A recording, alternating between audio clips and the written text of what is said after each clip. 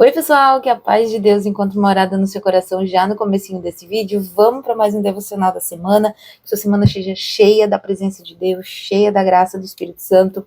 E hoje a gente vai meditar no livro de Judas. Sim, não é o Judas Iscariotes, tá? Não é o Judas que traiu Jesus, mas é o Judas meio irmão de Jesus, né? Irmão de Tiago, irmão de Jesus e irmão de carne, né? E aí a gente vai ler a partir do versículo 20, tá bom? Então, nós vamos aqui, a partir do versículo 20, meditar no que Deus quer falar conosco nesse tempo. Na verdade, esse livro de Judas eu recomendo, assim, fortemente você que quer viver, na verdade, ler, meditar em todo esse capítulo. É só um capítulo que tem aqui, e ele tem vários versos. Ele começa ali falando contra os falsos mestres, contra as heresias, contra o engano que ronda muitas vezes algumas igrejas, né? Como fugir dessas questões, como identificar uma palavra que não está dentro da palavra de Deus, né? Uma palavra que é tendenciosa ou uma palavra que muitas vezes traz engano ali no meio, traz misturas, coisas que fogem da palavra de Deus. Esse discernimento que é dado não só pelo Espírito Santo, mas também quando você conhece a Bíblia verdadeira, quando você conhece a palavra do Eterno, isso faz você entender, né, o que é realmente dele, quando é ele falando através de alguém ou quando não é, tá? Então, Judas, ele vai falar exatamente sobre essas questões, as defesas da fé, a questão dos perigos do pecado, e ele vai falar também sobre a esperança da salvação. Então, olha só, a partir do versículo 20 a gente vai ler aqui.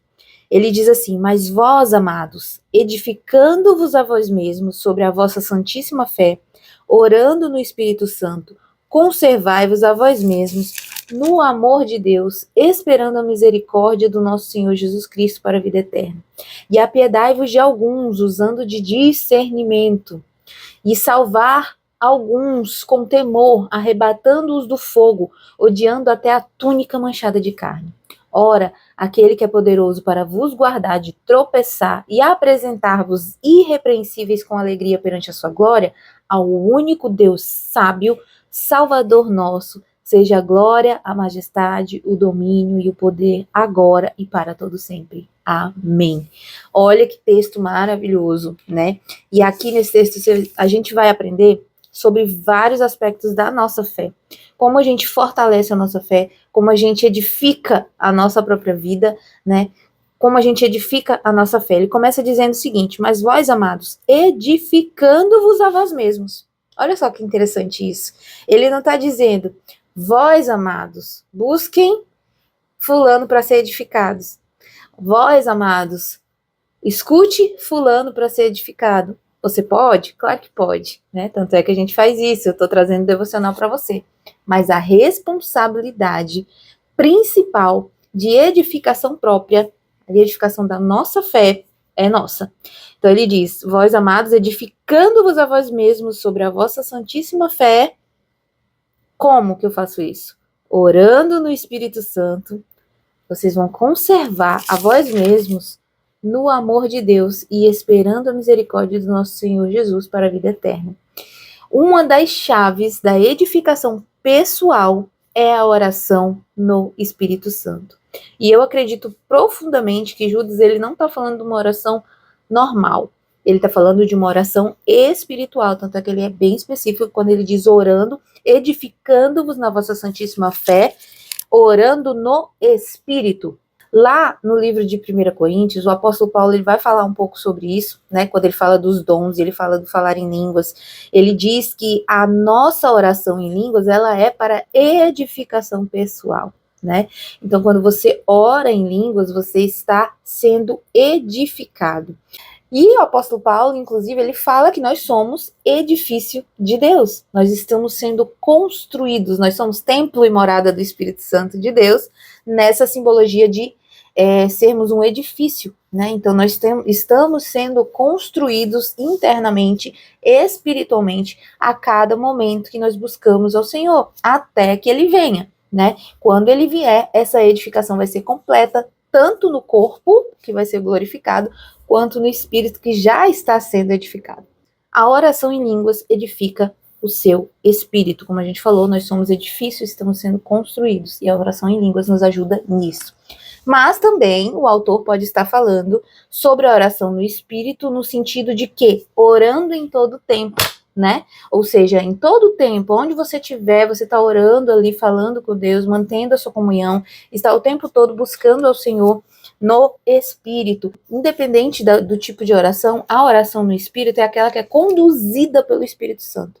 Então, independente de ser em português, na língua que você fala, enfim, ser a oração em línguas mesmo estranhas, no sentido de estranho, não ruim, mas no estranho pra gente que não entende, né? O Espírito orando direto a Deus, isso é para nossa edificação. Então, todo tipo de oração que é guiada pelo Espírito Santo de Deus, essa oração edifica a sua fé, tá bom? Então, independente se você ora em línguas para sua edificação pessoal, ou se você ora normal, no seu português ou na sua língua materna e na sua língua normal, tá? Mas se você quer esse revestimento de poder, lembre, pode pedir a Deus, né? O Senhor, ele tem esse disponível para os seus filhos, aquele que pede de coração e aquele que acredita que isso é para esses dias, essa pessoa recebe esse dom, né? Essa pessoa realmente é revestida, que é o chamado batismo com o Espírito Santo, né? O revestimento, eu gosto de chamar de revestimento de poder, porque foi isso que aconteceu no livro de Atos, né? A partir do capítulo 1, a gente vê isso lá. O revestimento de poder sobre os apóstolos. Os apóstolos já tinham recebido o Espírito Santo muito antes de Atos, quando Jesus estava com eles, com os discípulos, andando, caminhando, e muitas vezes Jesus orava com eles e dizia, recebeu o Espírito Santo, soprava sobre eles e recebeu o Espírito Santo. Eles tinham recebido o Espírito Santo. Eles já tinham crido em Jesus e eles já tinham sido selados, mas o revestimento de poder, né, para que eles fossem usados por Deus através dos dons do Espírito Santo, esse revestimento só veio em Atos, tá? E a evidência desse revestimento foi que eles falaram em línguas. Existem muitas questões aí nesse texto, né, da questão do falar em línguas, que sim, eles falaram línguas que as outras pessoas entendiam, então é uma outra questão, mas o revestimento de poder, no sentido de falar em línguas estranhas, que o apóstolo Paulo fala, ele é para nossa edificação pessoal. Então, uma oração que você faz a Deus ali, que você não está compreendendo, mas o teu espírito está orando de fato. E eu costumo dizer que essa é uma das orações que mais nos edificam, realmente, tá? Porque às vezes a gente não sabe orar como convém, e a própria palavra fala isso. A oração, muitas vezes a gente não sabe orar como convém, principalmente quem não tem rotina de oração, muitas vezes não consegue passar 5 minutos orando, não é verdade? Então, para você que ainda está iniciando na caminhada com a fé e ainda não sabe orar como convém, às vezes o Senhor, ele vem com esse revestimento de poder logo para acelerar esse processo de edificação na sua vida, né? Então, a oração em línguas faz isso, porque o Espírito está orando direto ao Pai, coisas que você não sabe que você precisa. Que muitas vezes você não vai orar com a sua própria boca, porque você ainda não entendeu o que Deus quer fazer na sua vida. Mas o Espírito Santo lá dentro de você, que conhece a mente de Deus, ora, e aí ele começa a edificação no seu ser. Sabe? Então é uma coisa assim maravilhosa, gente, uma edificação maravilhosa, poderosa, é um dom incrível que Deus derrama sobre os seus filhos para que eles possam, né, ser edificados na sua fé. Então olha só, a gente está só no comecinho do versículo. Não sei se vai dar tempo aqui, mas vamos lá. Então, edificando a vós mesmos, busquem essa edificação na leitura, na oração normal, né, no pensamento contínuo, na oração do seu espírito, até que Jesus venha, revista você, batize você com fogo e lhe dê esse dom também da edificação, da oração em línguas a Deus. Conservai-vos a vós mesmos no amor a Deus, esperando o quê? A misericórdia do nosso Senhor Jesus Cristo para a vida eterna. Então, você se edifica, mantendo sua santíssima fé ali, né, edificada, orando em todo tempo no Espírito, em todo tempo no Espírito. Então, ele fala também sobre isso, né? E mantendo-se, conservando-se no amor de Deus, conservando-se na palavra, conservando-se na comunhão do amor de Deus, conservando-se entendendo que Deus te ama e que Ele vai voltar para te buscar. O amor de Deus é maravilhoso, e ele tem essa misericórdia derramada sobre nós todos os dias. Entenda que a sua edificação, né, se conservar no amor de Deus, é se conservar em proteção. Quando você está debaixo desse amor, quando você se submete a esse amor, você está protegido. Ele diz, apiedai-vos no 22, de alguns usando de discernimento. Então não é de todo mundo que a gente tem que ter compaixão, sabe? A gente tem que ter discernimento, porque às vezes Deus está trabalhando na vida de alguém, e às vezes você tenta ajudar, você tenta se meter, e você vai estar atrapalhando o processo de Deus na vida daquela pessoa, né? E isso é mais comum do que a gente imagina, né?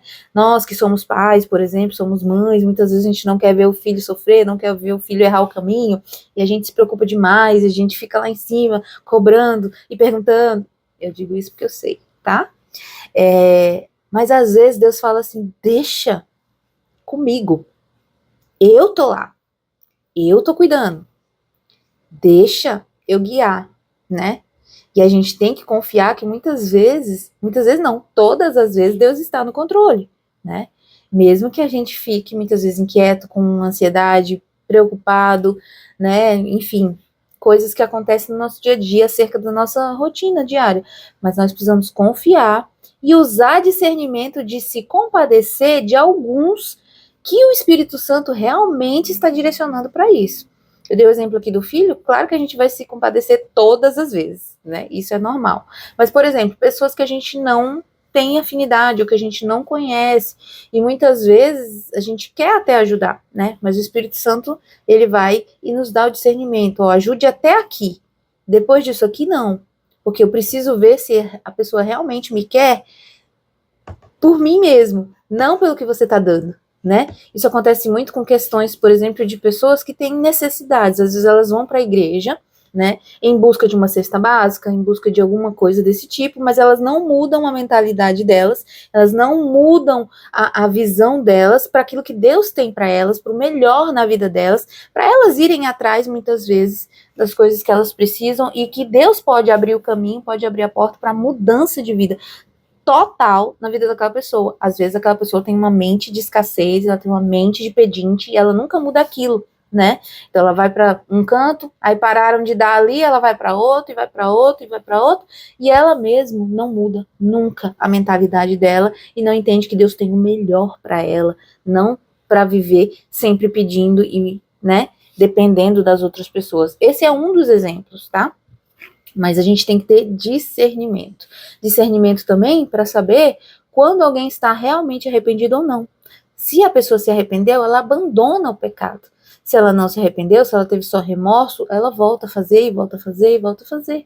Então a gente tem que ter discernimento de se compadecer de alguns, ele fala, tá? De alguns com discernimento, salvando alguns com temor. Ou seja, tirando essa pessoa do pecado, tirando essa pessoa do que ela está vivendo, muitas vezes com a ajuda ali do Espírito Santo, com um aconselhamento, com um discipulado, com uma necessidade ali de estar mais junto por um tempo, até Deus mostrar, né? Se aquela pessoa realmente vai querer seguir aquele caminho ou não, né?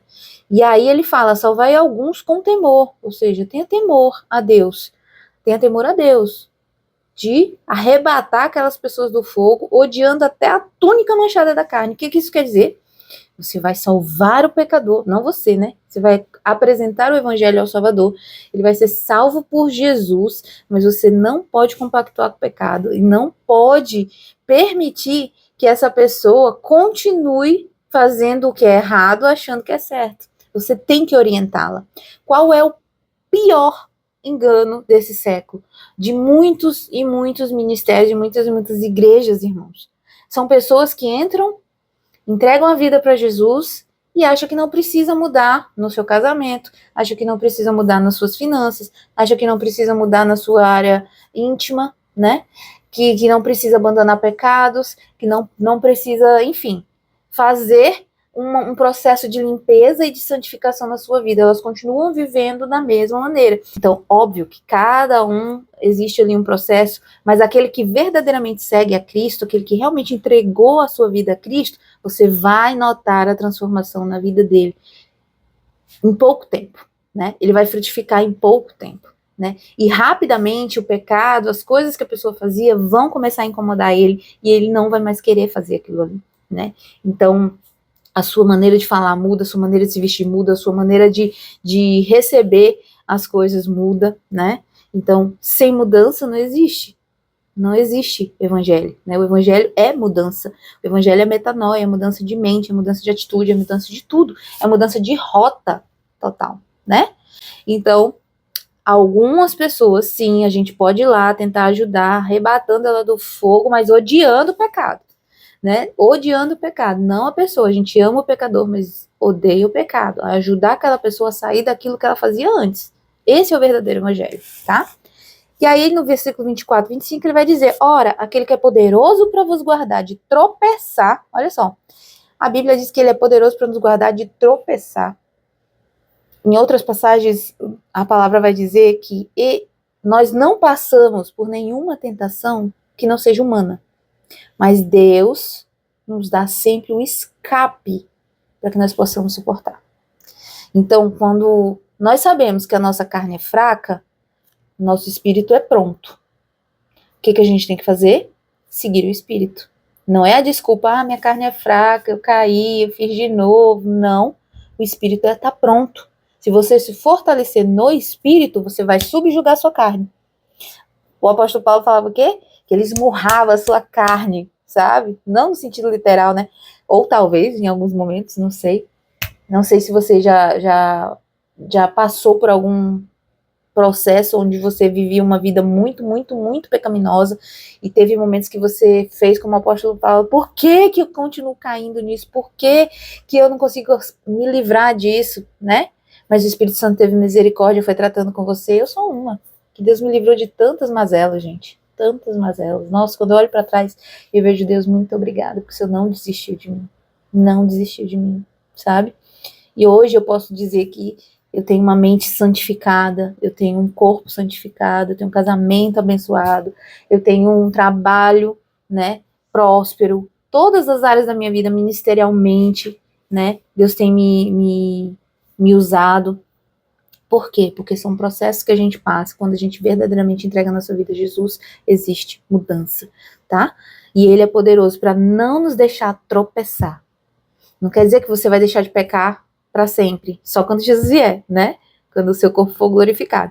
Mas aqui, enquanto estamos na terra, nós pecamos. Pecamos no pensamento, nas palavras, no que nós vemos, muitas vezes, no que nós ouvimos, tá? É normal, entre aspas. O normal não quer dizer aceitável. O normal quer dizer que é uma coisa que, vez por outra, pode acontecer. Mas o que não acontece, para aquele que é lavado e remido pelo Espírito de Deus, é permanecer no pecado. Você já não vai ser mais escravo daquela rotina que você tinha antes. Então, o Senhor é poderoso para vos guardar de tropeçar e de cair de novo na mesma lama, na mesma poça que você caía antes, tá? E te apresentar irrepreensível com alegria perante a sua glória. Olha essa que coisa mais linda. Então, você edificando a sua fé no Espírito Santo, orando em todo tempo no Espírito Santo, você buscando, né, estar debaixo do amor de Deus, da proteção de Deus, você vai ser usado para salvar pessoas, para arrebatar elas do fogo, e você vai ser livre de tropeçar se você fizer a busca se você fizer na sua vida essa busca, se você edificar a sua fé, você vai saber discernir o que é errado, os falsos profetas, os falsos líderes, tudo aquilo que está nesse mundo de heresia, você vai conseguir discernir, porque você está debaixo da potente mão desse Senhor, que é todo poderoso, o único Deus que é sábio, que te dá sabedoria para administrar todas as coisas da sua vida, né? Ele é o nosso Salvador, seja Ele a glória, a majestade, domínio e poder para todos sempre. Amém. Então, essa passagem nos fala muito sobre isso, sobre a edificação da nossa fé. Manter sempre edificada a nossa fé, orando em todo o tempo, tá? Então, lembre-se, essa urgência da defesa da nossa fé que Judas vai falar, né? É saber discernir o que está acontecendo no mundo, o engano do mundo, as heresias, é fugir do pecado, né? Então, é entender que sim, o evangelho ele traz transformação e até essa esperança da salvação, sendo a cada dia santificado, edificado, se tornando irrepreensível, sendo livre de tropeçar através dessa comunhão com o Espírito Santo, tá bom? Que Deus abençoe a sua vida poderosamente. Te convido real a meditar nesse texto. Se você quiser saber mais também sobre a oração em língua, sobre os dons do Espírito Santo, leia o livro de 1 Coríntios, especialmente ali os capítulos 12, né, em diante, vai falar bastante sobre isso. E pesquise, estude, busque nas fontes, né, da palavra de Deus a orientação para a sua vida. Quando eu vim para Cristo, muitas coisas eu tinha dúvida, inclusive sobre essa questão, se os dons eram para hoje, se o falar em línguas era de Deus, se era uma coisa real.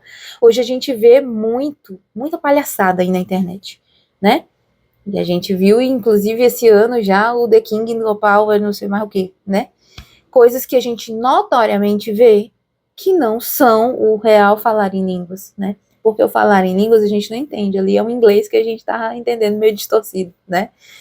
E não tô julgando o rapaz de forma alguma, ele já foi mais do que julgado, coitado, né, aquele jovem. Eu espero em Deus que ele aprenda com a lição e que ele busque o Senhor, enfim. Vocês devem saber de quem que eu tô falando. Não sei nem o nome do menino, enfim. Mas não só ele, muitas outras coisas acontecem no meio da internet para escandalizar o povo de Deus, sabe? Sim, existem os dons hoje, não só de falar em línguas, mas de curar, de profetizar, enfim, de milagres, dom da fé, o dom de socorro, né? Existem muitos dons a serem exercidos pela igreja e a gente tem que entender que isso tem que ser visto com seriedade. Não é bagunça, não é o que a gente vê por aí, rodopio, e derrubar a cadeira e ver essas coisas desse tipo, não. Deus, ele é santo e ele age com ordem e com decência. Tanto é que ele fala, o culto tem que ter ordem e decência. Então, eu sou uma pessoa que sou revestida pelo Espírito Santo, que eu oro em línguas, que eu profetizo, que eu tenho muitos dons, graças ao meu bom Deus e a sua misericórdia, né?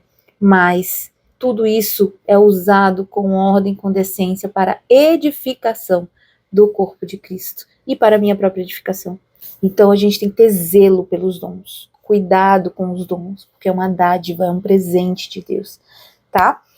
Então é isso, gente. Espero que vocês tenham gostado dessa meditação, que tenha aí abençoado sua vida, que você tenha uma semana incrível na parte de Deus. Não deixa de ler esse capítulo inteiro, meditar bem direitinho em cada versículo, tá bom? Vai te edificar muito, muito mesmo.